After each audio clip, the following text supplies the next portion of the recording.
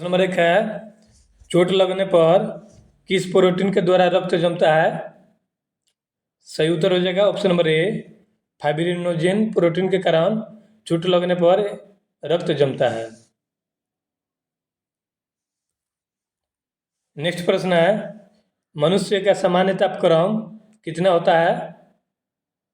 Option है 98.6 Fahrenheit, 37 Celsius, 310 kelvin, इनमें से सभी। देखिए फ्रेंड्स, 37 सेल्सियस को यदि आप 37 डिग्री सेल्सियस को यदि आप फ़ारेनहाइट में चेंज कीजिएगा ना, तो यह 98.6 फ़ारेनहाइट हो जाएगा।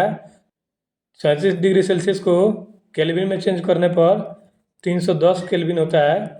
इस तरह से इनमें से सभी हो जाएगा। मनुष्य के समान तापक्रम 98.6 फ़ारेनहाइट या 37 सेल्सियस या केल्विन में 310 केल्विन होता है। नेक्स्ट प्रश्न है, मनुष्य के शरीर में प्रचुर मात्रा में पाए जाने वाला तत्व कौन सा है? देखिए दोस्तों, मनुष्य के शरीर में प्रचुर मात्रा में पाए जाने वाला तत्व ऑक्सीजन है। ऑक्सीजन मानव शरीर में लगभग 70% पाया जाता है। मनुष्य के मस्तिष्क का सबसे बड़ा भाग कौन सा है? देखिए फ्रेंड्स, मनुष्य का मस्तिष्क जो है ना, ये 3 भाग में बटा हुआ है। सबसे बड़ा भाग परम मस्तिष्क होता है, जिसे सेरिब्रम कहते हैं। सेरिब्रम को हिंदी में परम मस्तिष्क कहते हैं और यह मानव मस्तिष्क का सबसे बड़ा भाग होता है। प्रश्न नंबर 5 है, मानव शरीर का सबसे बड़ा अंग कौन सा है? मानव शरीर का सबसे बड़ा अंग त्वचा होता है। अगर आपसे पूछ ले मानव शरीर का सबसे बड़ा आंतरिक अंग कौन सा है, तो मानव शरीर का सबसे बड़ा आंतरिक अंग यकृत हो जाएगा। लेकिन यहाँ पे पूछा है मानव शरीर का सबसे बड़ा अंग कौन सा है, तो यहाँ पे त्वचा हो जाएगा।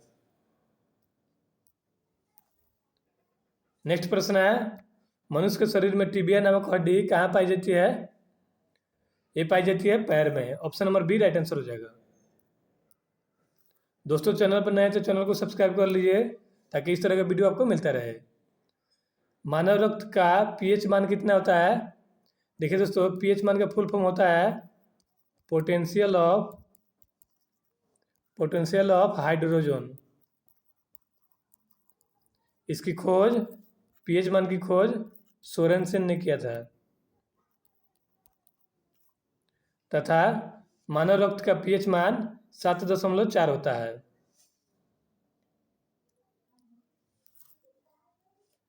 नेक्स्ट प्रश्न है, मनुष्य में रक्तचाप किस ग्रंथि के द्वारा नियंत्रित होता है? मनुष्य में रक्तचाप एड्रिनल ग्रंथि के द्वारा नियंत्रित होता है। एड्रिनल ग्रंथि को अधिवृक्क ग्रंथि भी कहते हैं।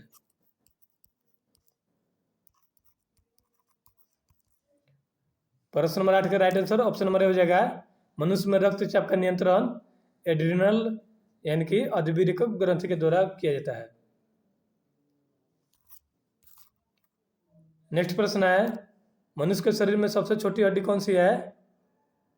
मनुष्य के शरीर में सबसे छोटी हड्डी स्टेप्स है, जो कि कान की हड्डी है।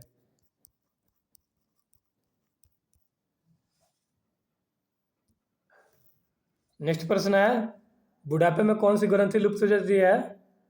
बुढ़ापे में थाइमस ग्रंथि लुप्त हो जाती है।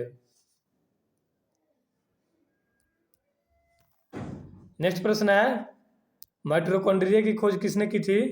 देखिए फ्रेंड्स, माइटोकॉन्ड्रिया जो है ना, इसे कोशिका का पावर हाउस कहा जाता है। कोशिका का पावर हाउस यानी कि कोशिका का ऊर्जा गृह माइटोकॉन्ड्रिया को कहा जाता है। तथा माइटोकॉन्ड्रिया शब्द सबसे पहले बेंडा ने दिया था। तथा माइटोकॉन्ड्रिया की इसकी खोज कोलिकर के द्वारा की गई थी। Option number D right answer हो जाएगा। माइटोकॉन्ड्रिया की खोज कोलिकर नामक वैज्ञानिक के द्वारा की गई थी। नेक्स्ट प्रश्न है, मानव शरीर में कुल गुणसूत्र की संख्या कितनी होती है? यहाँ पे पूछा है मानव शरीर में कुल गुणसूत्र की यानी कि क्रोमोसोम की संख्या कितनी होती है? ये होती है 46 अगर जोड़ा में पूछेगा तो 23 जोड़े हो जाएंगे, लेकिन यहाँ पे कुल पूछा है तो इसका राइट आंसर 46 हो जाएगा। Option number C right answer हो जाएगा। नेक्स्ट प्रश्न है, मानव शरीर की सबसे लंबी कोशिका कौन सी है?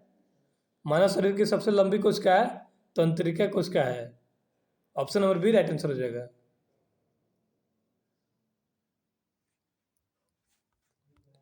नेक्स्ट प्रश्न है, मानव शरीर का रक्त बैंक यानी कि ब्लड बैंक किसे कहा जाता है?